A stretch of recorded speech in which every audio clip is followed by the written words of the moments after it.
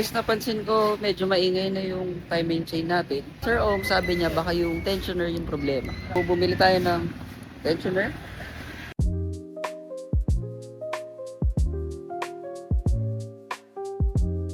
From Mototech. So, testing natin guys kung babawasan yung parang knocking sound dun sa may timing chain. Kasi medyo maingay na, umingay palalo. So, ito nga pala yung before.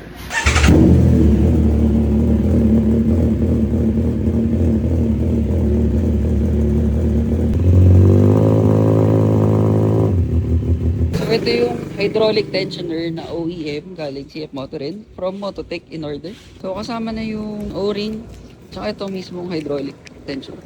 Tingnan natin guys kung mababawasan yung tunog. So, syempre nandito tayo sa Forma Bike Point.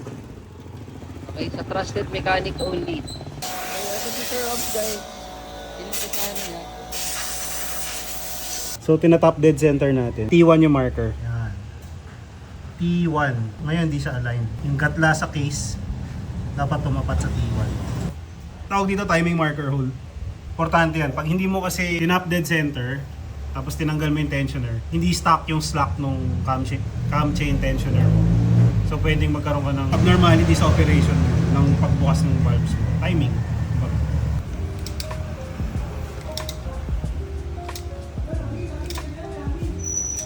So, aligned na yung yung timing ng piston mo. Yan. Hindi ano nga na gano'n. May yan, T1. T1. So yung gatla that aligned. Ito yung luma. So, yung iba nire-reset lang po. Yung iba pinapalitan na rin. May spring din kasi ito. Bumibigay din yung spring in time. So, may wear siya no? May wear din. May spring. Ito yung bumibigay. Actually. Minsan, di mo mabibili ito ng Ganyan lang. separate. Alam ko, isang assembly. Oil. Natatapat mo yun dito. Itong butas na yun. Pag kinabit yung tensioner, tapat yan doon sa oil. Old and new tensioner. So, peace of mind mo dyan. Ito kasi, bumili ka na ng bago para at least sigurado ka yung spring. Experiment. Saka yung spring tension mo, bago na talaga. Pero yung iba, kung gusto muna nila post cutting, pwede naman nila i-reset yung tensioner. So, ganun din yung procedure pagka kinabit natin yung bago. So, re-reset mo yung tension ng tensioner. So, sa CF Moto, alam ko pare-parehas din sila ng mga 450 SR. Plunger type, tapos may parang circlip.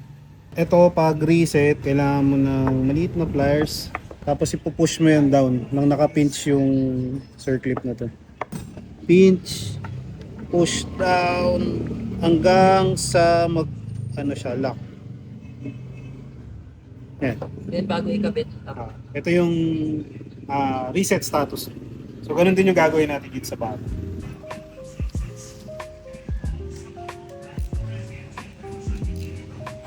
Yan ako nito torque. Okay guys, tapos na ikabit itong tensioner. By Sir Oms, of course, sa Forma Bike Point. Game, Sir Oms! Okay, game.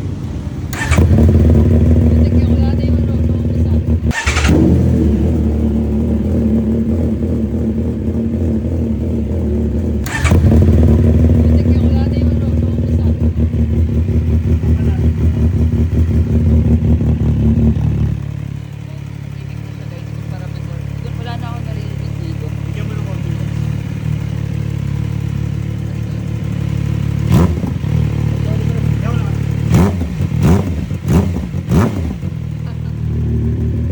Nawala na yung tunog guys, grabe. Difference.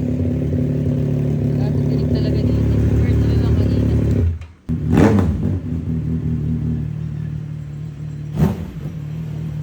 Ibig na.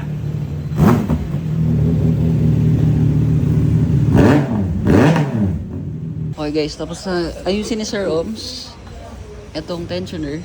So medyo natagalan kasi kinapa pa ni Sir Oms. Okay, so kung magpapakabit kayo ng tensioner, matic, i-Forma Bike Point na kayo.